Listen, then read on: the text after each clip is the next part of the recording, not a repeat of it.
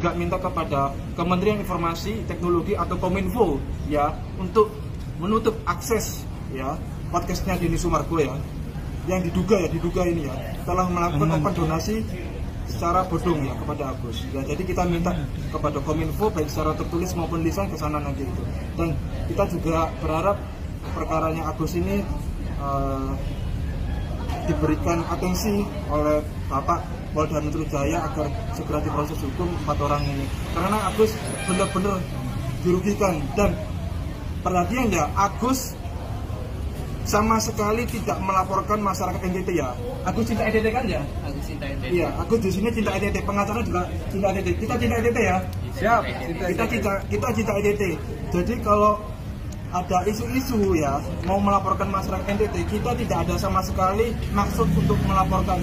Yang kita laporkan adalah terkait oknum-oknumnya yang menyelewengkan dana donasi milik klien kami, Agus Salim. Jadi kita minta maaf kalau seandainya ada isu-isu begitu, dan Agus sama sekali tidak ada niatan begitu, Gus ya. Jadi kita hanya melaporkan proses hukum terhadap 4 orang ini. Ini pengacara Polda kita. Ya. Di sini. Densu. Densu, lo udah jolim dengan klien kami. Ingat-ingat lah yo. Kau jolim sama dia. Ini orang buta lo. Kau permainkan. Hati-hati lo. Lo masih punya keluarga, masih punya anak. Bagaimana kalau keluargamu dibuat seperti ini? Omongannya omong-omong aja. Pasti lo bakalan sakit hati. Ingat-ingat lo ya. Ini klien kami ini udah cacat. Lo makin perlamakan terkait dengan pengobatannya. Suatu saat nanti Tuhan nggak bakalan tidur dalam hal ini. Saya yakin Tuhan akan membalas semuanya. Juga minta kepada Kementerian Informasi Teknologi atau Kominfo ya untuk menutup akses ya podcastnya Denny Sumargo ya. Rijal. Menggaya. Saya minta Kominfo menutup podcastnya Denny. Anjing. Enak banget lu kalau bacot ya kan. minta tutup karena telah menzalimi Agus. Aduh, bener-bener. Kalau gitu saya minta kepada Menteri BUMN untuk Rizaldi ikutan antri gas LPG 3 kg. Jal, itu urusin tuh mak-mak tuh pada antri, pada demo tuh lo. gas LPG gak boleh dijual eceran lu. Lu kan salesnya. Gimana sih lu? Malah ngurusin si Agus mulu. Kami tim pembela kaum lemah hadir untuk memenuhi panggilan laporan polisi terkait dugaan tindak pidana pasal 372 yang sudah kita laporkan pada tanggal 6 Desember 2024 terkait laporan polisi dugaan tindak pidana penggelapan pasal 372 yang dilakukan oleh 4 orang, yaitu Denny Sumargo, Pratiwi Novianti, Ken Julian Saputra, dan Pablo Benua.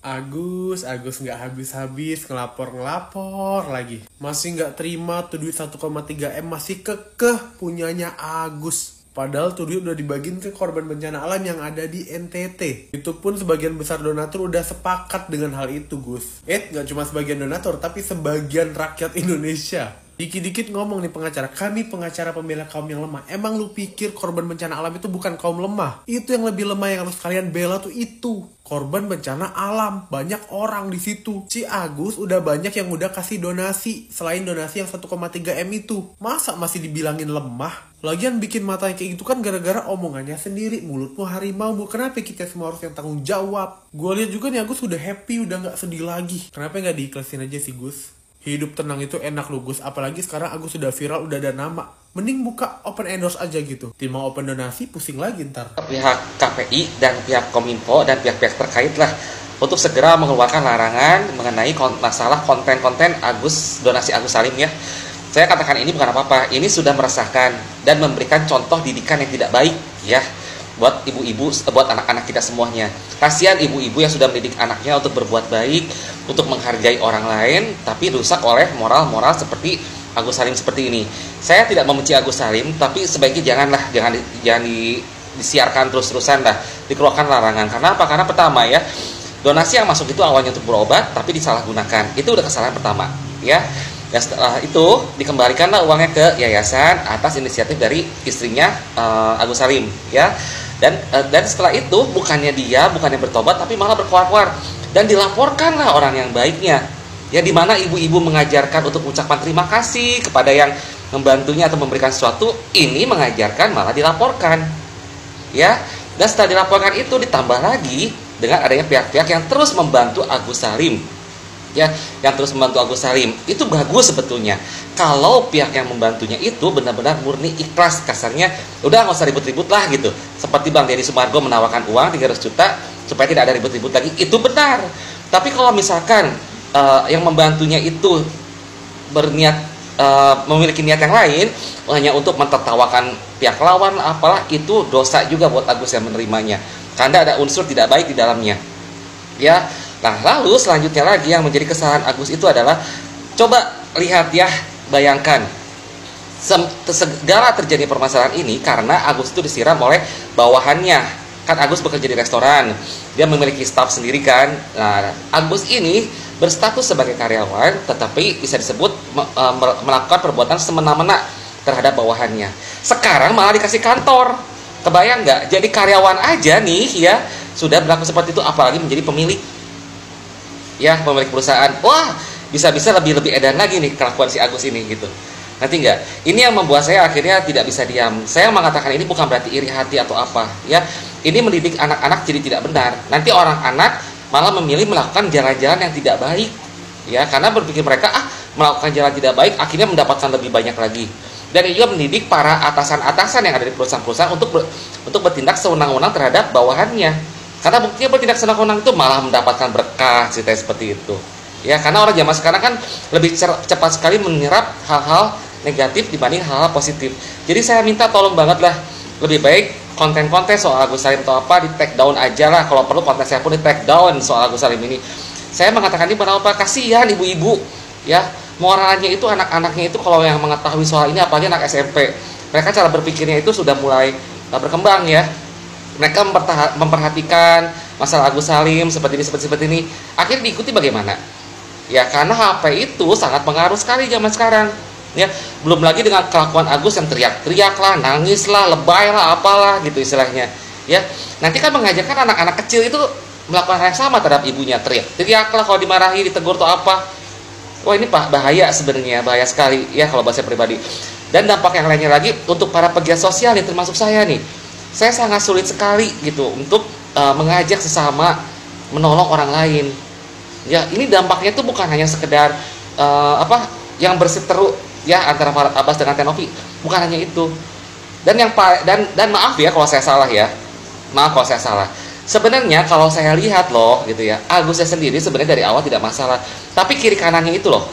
Terutama maaf kalau saya salah nih ya, wawanya. Kalian lihat tidak muka wawanya atau apanya? Kayaknya termasuk yang ibu-ibu yang gitu, ngerti nggak?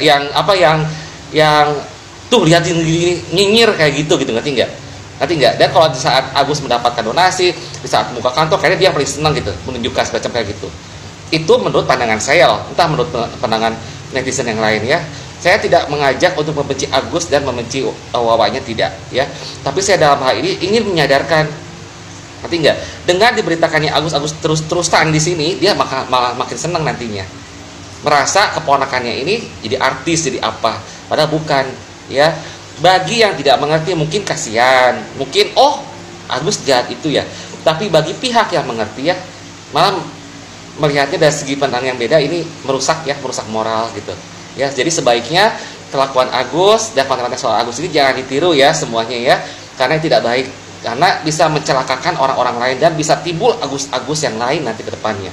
Makanya saya tidak salah kalau menyebutkan bahwa Agus ini mirip Dajjal ya, Dajjalnya Indonesia, pembuka kiamat di Indonesia. Saya bilang seperti itu ya. Demikian, terima kasih. Logika ya, logika hukum. Kita berikan logika hukum. Sekarang ini masih sengketa, berarti ada yang terbukti masalah ini kan? Loh, kok diserahkan ke orang lain? Secara etika itu udah nggak benar. Ini etika. Secara hukum pun, kalau seandainya terjadi sengketa antara A dan B, yang memenangkan kita, kok duit udah di tempat lain? Bertanggung jawab dong yang menyerahkan itu. Tapi etika kita tetap utama itu bukan masalah hukum. Utama itu adalah etika. Kalau yang masih sengketa, ya tahan dulu sampai sengketa selesai. Ya siapa yang menang ini mau menyerahkan nggak untuk donasi ke NTT. Kalau dia nggak mau, tinggal. Itu menurut saya.